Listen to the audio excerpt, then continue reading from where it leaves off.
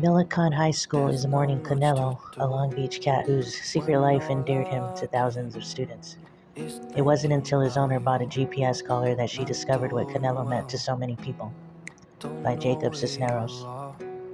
Anyone who regularly stepped foot on the Millicon High School campus in the past 3 years likely met Canelo, an attention-hungry orange tabby cat who became the school's unofficial mascot. Nearly every morning, Canelo would sit under a tree near the northwest corner of the campus and greet students walking in for the day.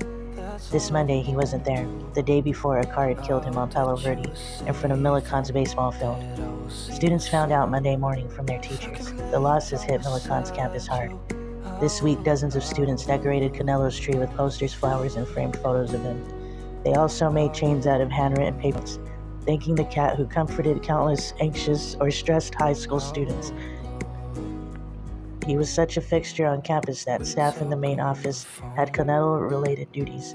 One person made sure he was fed. Another gave him water, even knowing his preferred temperature. According to the school security guard, there was no limit to where Canelo could visit and where he could take naps. When construction workers on campus learned of his passing, some of them grew teary-eyed, said his owner, Esperanza Caballero.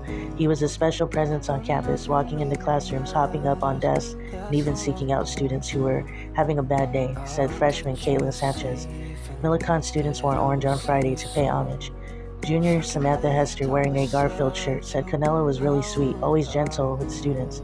He even had his own student-run Instagram account. One of the recent posts showed him snoozing in a wicker basket in the main office. Another showed him sleeping on a teacher's lap. Caballero had no idea how much time Canelo spent at Millicon until she got him a GPS tracking collar to help her find him in the evenings. Then it made sense why every day at 6 a.m. he meowed loudly for her to open the front door and let him outside. I discovered that he had a second life that I was not a part of, Caballero said. Although he was named after Canelo Alvarez, the decorated Mexican boxer who shares his orange hair color, Canelo the cat was anything but a fighter, she said. He craved affection, and Caballero never heard complaints about him from any teachers, parents, or school staff. Millicon employees are planning to place a headstone bearing Canelo's name under his favorite tree, Caballero said. 2 anonymous donors have already covered its cost. Caballero, a psychotherapist who works mostly with teens experiencing bullying, said the pain of Canelo's loss has been tempered by what she's learned since his death. She misses her nights with him, but is overwhelmed by the outpouring of love she's heard from students. She now thinks every campus would benefit from a cat like Canelo. Lately, what's helped her cope with his loss has been reading the messages students have left for her beloved cat. One wrote that Canelo made her feel welcome on campus, even though she was anxious about starting at a new school where she didn't know anyone.